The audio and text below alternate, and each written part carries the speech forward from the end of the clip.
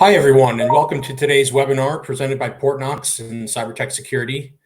We're thrilled you're able to join us today. My name is Mike Marvin, and I'm the head of marketing here at Portnox.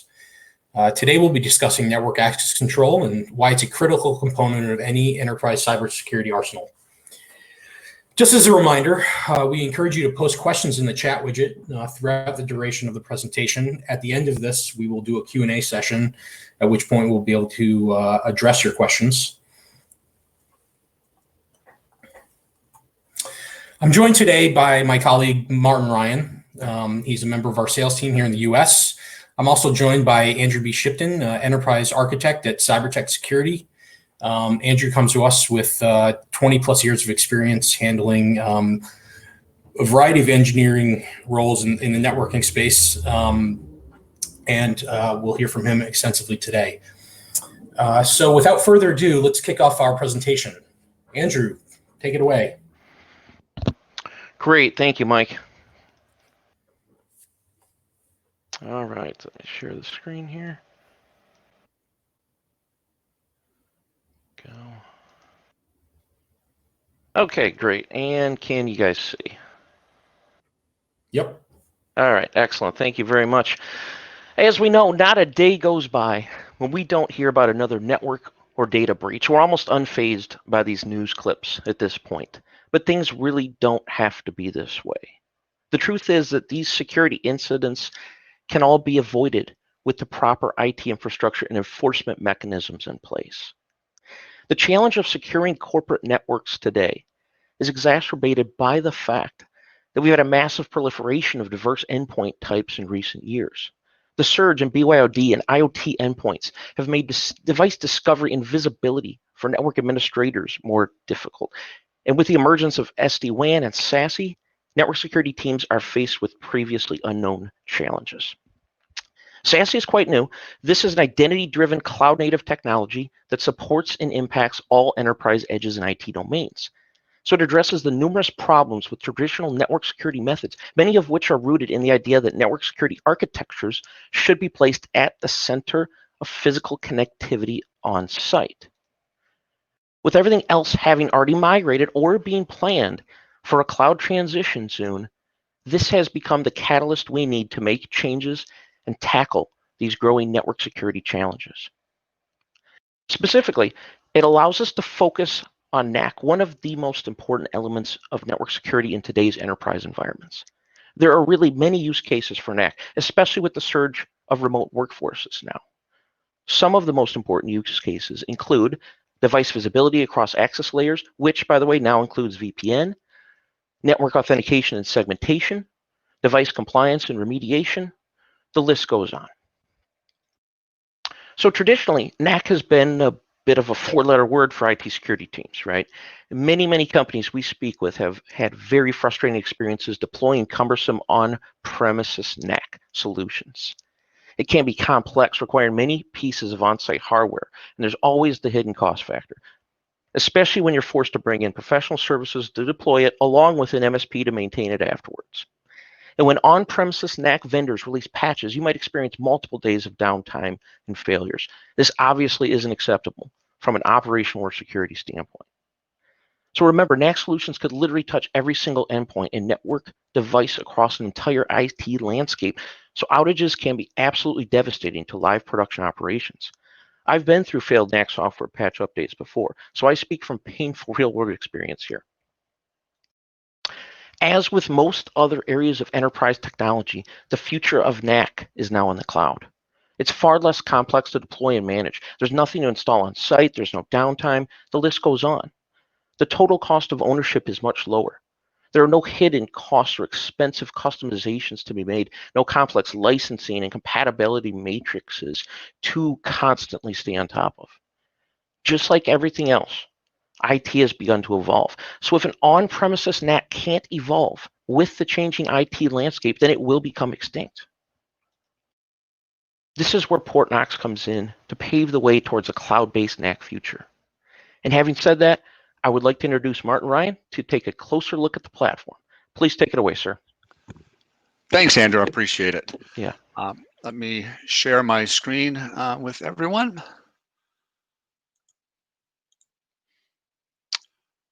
Okay, so as Andrew mentioned, we're really at the forefront of NAC. Portnox has been dealing with, it's all we do is NAC since our founding in 2007. But in 2016, we saw and advanced the need to move. Why should NAC move to a SaaS model as with everything else? And bring all of those values that we recognize in many other areas. And so we started developing what today we call Portnox CLEAR in 2016, and first released that later in 2018. And it's really taking off. And again, as you'll see, and hopefully you'll get from this, is really engaged to meet the modern network, what is becoming the modern network as you move just off the LAN, providing all the values of traditional NAC plus more. As a cloud-delivered NAC solution, of course, it brings those common values of SaaS. Fast deployment, zero-touch upgrades, maintenance, as you're not putting appliances of software at multiple sites, having to maintain those and radius servers and load balancers on site, all of the complexities that come and heaviness that comes with an on-prem NAC. It's got built-in scalability. We have customers on this service platform from 100 devices, 50 devices to many tens of thousands of devices. It just auto scales. So if you're in an environment where that's important, it's there and you don't have to worry about that. I mentioned it's got built-in F5 load balancing as part of the service, built-in high availability, geo distribution. You'll see that in a moment. And really, again, I guess in today's world, kind of immune from natural disasters. It is delivered as a cloud service, so it's manageable from anywhere and gives you that coverage if you're a distributed organization. So taking a look a little bit at the architecture, bear with me a moment. It's all hosted in Azure. So you could stand up this service and try it out this afternoon when you hang up in the next hour. It takes a minute to create your instance of CLEAR in Azure. You simply check a box as part of following what's called the quick start guide. You can check a box and it creates the environment for you. It creates your dedicated radius server in the cloud, fronted by F5 load balancers, set for that real-time auto scale and set for high availability within the VM constructs within Azure. You can even set this if your organization requires that in geo distribution capabilities, again at no additional cost, all part of the service. It even has a built-in certificate authority. So if you have an existing PKI, we can utilize it, no issue. If you want to have authentication of certain devices from a certificate basis, you can upload the root certificate.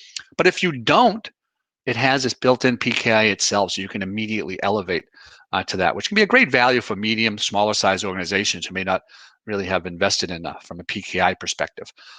Everything is SOC 2 Type 2 certified. That's a yearly certification. We go through an extensive certification on the security and trust of the service. But basically, once you stand up that service, from a LAN perspective, you're just going to point your network infrastructure to the radius server. Now, your instance of CLEAR is going to be responsible for authenticating that it is, in fact, a valid company device. And again, authentication may be certificate-based, could be credential-based, domain credential-based, or MAC address-based if it's something like a security camera or VoIP phone, something of that nature. So it's going to authenticate devices. But not only is it going to authenticate them, it is going to provide the access control. So based on the CLEAR group policy governing that specific connected device, it will dynamically put it in the right segment or the right VLAN. So however VLAN segmented you are, this solution supports that out of the box, and as part of the associated access control policy for that device, we'll put it in the proper place. Now, if you're familiar at all with 802.1x, it is fail close for security purposes. Very important. One of the items that comes up at this stage often is, great, but what happens if the internet's out? The Public Works Department cuts the fiber to the building. Something connects, can't get to the radius server. That's where the service has some optional, very lightweight OVAs run on VMware, Hyper-V. They don't even need a shared server. They're all optional. The middle one, Radius Proxy, that is a local failover capability. So you download that, you can run it on VMware, Hyper-V. It can be a shared server, doesn't have to be dedicated. And so now instead of pointing your infrastructure directly to the Radius server, it goes through the proxy the proxy's job is to detect if in fact there's connectivity loss to the radius server, in which case it will locally onboard devices. So that's a local failover. The other elements, just quickly, Cloud Broker. That's if you have on-prem AD and you want to do, of course, credential-based authentication, or you can create groups based off your existing OU clear groups and group structures. That Cloud Broker gives us that access and visibility. The IoT Radar module today gives kind of an Nmap, gives a lot more metadata on connected devices, all of which is searchable within the platform. So it helps find things, locate things on the network. Another optional add-on to the service is if you want to elevate from not just authentication and that access control, but if you wanted risk-based access control. And so there's an optional agent element that runs on Windows, OS X, Linux, iOS, Android, if those types of devices are joining your network as well. Not from a guest perspective, it covers that, but on your primary network. And so it's going to continuously monitor the risk of the device against, again, its associated risk policy. So for example, maybe if people in accounting, you want to make sure the hard drive encryption is enabled, the firewall's on, antivirus is running and updated. That might be an example risk policy. And so that device connects from accounting, it authenticates, we can check it against risk. If it's not compliant from a risk perspective, we could block access. Very important to understand, the agent will notify the user that they've been, access has been denied. Maybe you've put them on, a limited access VLAN because of risk. So they don't just feel the network's down. The other great value that the agent can give is real-time mitigation. Okay, so we can mitigate problems real-time through the agent, even if the device is off the network. In fact, even if the device isn't even connected to a network. So for example, a mitigation policy, again, using accounting as an example, might be, hey, make sure the firewall is always running. So if the device is off at home, the firewall gets turned off, we turn it back on. Maybe you don't want accounting to connect USB storage devices. That could be part of your mitigation policy. They connect a USB storage device at home, connected to no network. We immediately remove that device, disable that device from connecting. So real-time risk and real-time remediation, mitigation actions all the time, which is what naturally allows this solution to extend off the LAN to the WAN. So because the agent's with it, we can take your existing VPN, remote VDI, whatever it might be, and we can elevate that to zero trust. Because now when the device connects to the VPN, we can validate it against its risk policy, because that's being reported to the cloud. Anytime the device has an internet connection, we get an update as to the risk. You of course know that it's being mitigated, so that if the firewall is turned off, it's automatically going to be turned on. So that allows us to extend NAC from a remote access perspective and deliver that additional value, which is of course really important in today's world, and even in tomorrow, post-COVID. I think a lot of people are going to have a bigger footprint from a remote access perspective. Lastly, some of the integrations that we have. If you don't have on-prem AD, you have Azure AD, fully integrated out of the box, no issue. If you're G Suite, same way. From a directory perspective, it integrates. We integrate with Microsoft Intune. So if you want to use, if you're using Intune and you want to use that as the definition of risk, we can check with Intune out of the box from that capacity. We integrate with Palo Alto. That again has to do with the risk of the device. They're logging services where we can get additional granular information about a device's risk around malware, spyware. Again, that integration also related to our understanding of the risk of the device as part of the onboarding of that device. And then lastly, Okta. We integrate that from a Okta Universal Directory Services perspective, if you happen to be on that platform from a directory, MFA. And also the Okta integration is what allows us to extend this NAC to also include access to your cloud apps.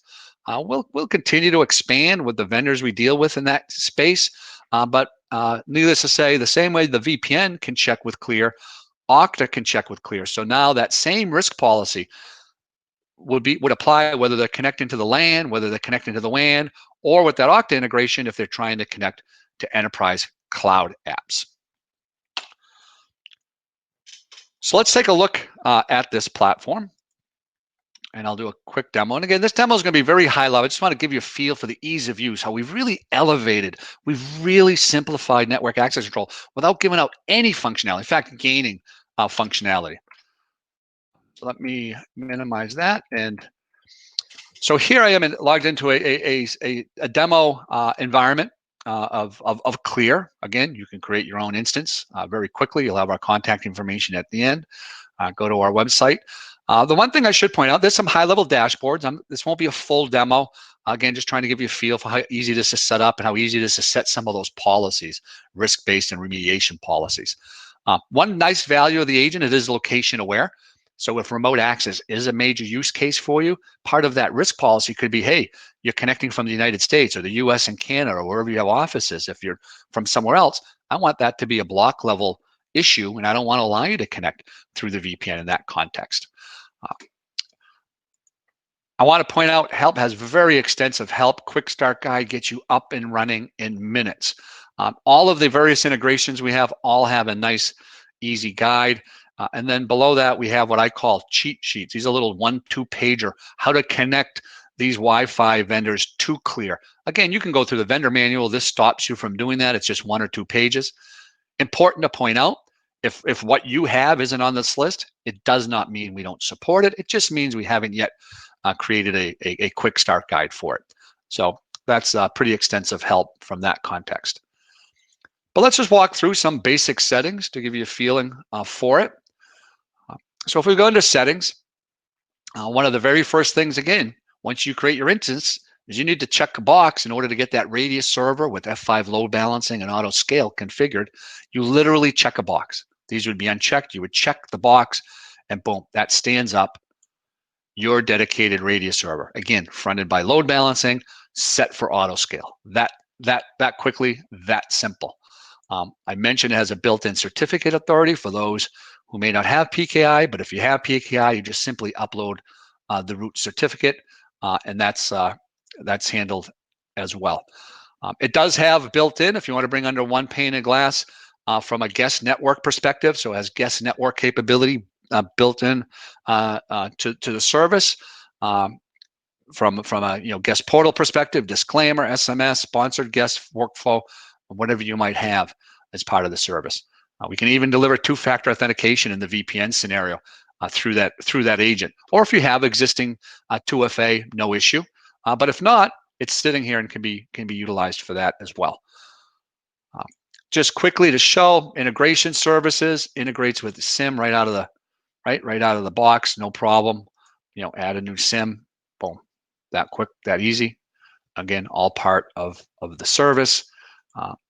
Authentication, again, I mentioned directly on-prem AD, G Suite, Azure, Okta.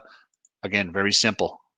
Enable, point to, boom. Now we're using that both for setting policies, if you want to use the existing group structures, as well as from an authentication perspective. So next thing I'm going to jump to is kind of give you a feel for these policies I mentioned. Now I want to introduce risk-based access control, not just certificate, credential, or MAC address-based authentication. So if I look at an access control policy, and again, I'll use that accounting theme I started with. So maybe in accounting, anybody under this accounting access control policy, accounting can connect to the wired network. And if everything's good, I want to put them on the accounting VLAN. VLAN name, VLAN ID, however you're set up. That's simple. What if the device authenticates fine, but if I am calculating risk, right, with that agent, it has a risk violation that says block, don't allow it on. In that case, I might set up an access control policy that, in that case, put it on maybe a limited access VLAN. It authenticates, it's good, it's my device, but it's got some issues. You do that for all of the various access layers that anyone under this policy may have connectivity to. Let's now quickly look at a risk assessment policy. This again is where we are evaluating the risk of the device. So not just authenticating it, make sure it's within compliance from a LAN perspective, as well as a WAN perspective, and even a web application access perspective with that Okta integration. Again, it's called Agent P. Those are the platforms it supports. You see here, let's just click on Windows for this quick little overview. And here you see the attributes that we will track from a risk compliance perspective for Windows. Let's, for example, say VPN is a use case. Of course, given today's world, it is for most organizations.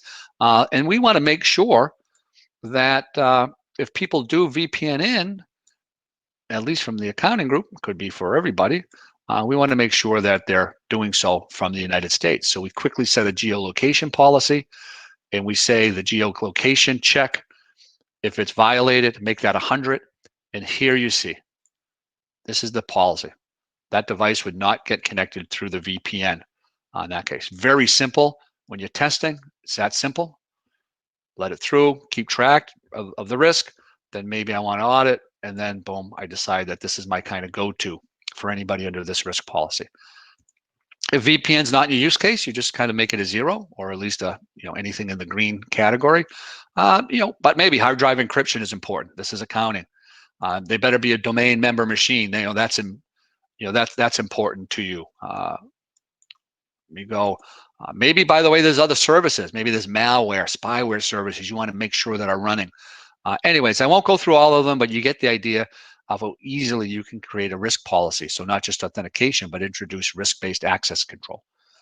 And then the last piece I'm going to touch on before we open to questions is going to be the remediation policy part of the agent. Again, this isn't just evaluating risk. This is actually taking proactive measures on the endpoint all the time, on or off the network. And so let's take a look at an accounting risk policy. And let's say we want to edit that. And we want to decide that anybody who's under this remediation policy, if the firewall is off, turn it back on. Make sure antivirus is updated and running. Maybe accounting, you never want them to be able to connect a USB storage device. I set this remediation policy. If they are at home, power up their PC, do not connect to a network, plug in a USB storage device, immediately it's kicked off. So real time, all the time remediation. And lastly, everything is alerted. Again, it has SIM integration, so everything go to the SIM SOC. There's nothing that isn't alerted. You can search it and again send it to the SIM. So very valuable from that perspective.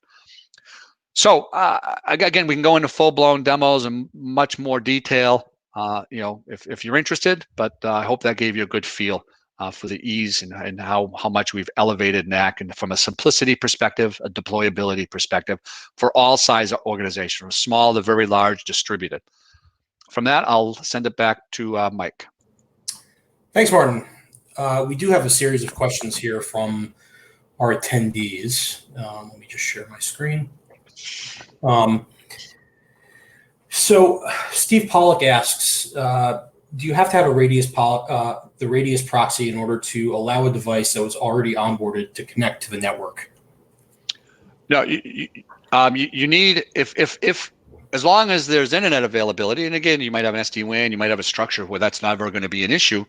Certainly, you don't need the proxy. But if no internet connectivity is available, the proxy is what's going to to allow us. We have a cache of previously valid devices for 7 days, and as long as it's in that view, it would be allowed on the network. Thanks. Another question here. Can you use the built-in PKI to download a certificate to workstations for authentication?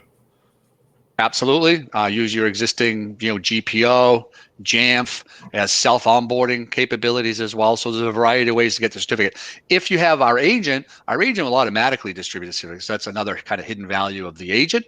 But even without the agent, you can use your normal, your current methods for which to get those things distributed out to the appropriate devices. A couple more here. Does Portnox CLEAR include any form of client for endpoints, including Windows, Linux, Macintosh, to aid in inspection speed? No, it has an agent. It's called Agent P for that risk and remediation that I showed very quickly. So yes, there is an agent. If it's an add-on, if you want that capability, and it does support Windows, OS X, iOS, Linux, and Android. And we have two more here.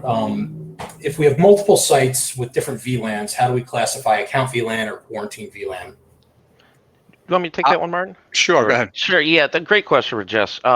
Thank you for asking that. So basically, what I would do in that case is really use a named VLAN, right? So the named VLAN, as opposed to the numbered VLAN, is going to allow you to use the same name uniformly, right, across the wired and even potentially the wireless infrastructure. Okay, it's a good question, but I would avoid the number VLANs in that case, and you can send those via Portnox, and then that'll be using radius AV pairs. Okay, great question. And we're getting a few more in here. The latest one: how nuanced is the USB storage device control?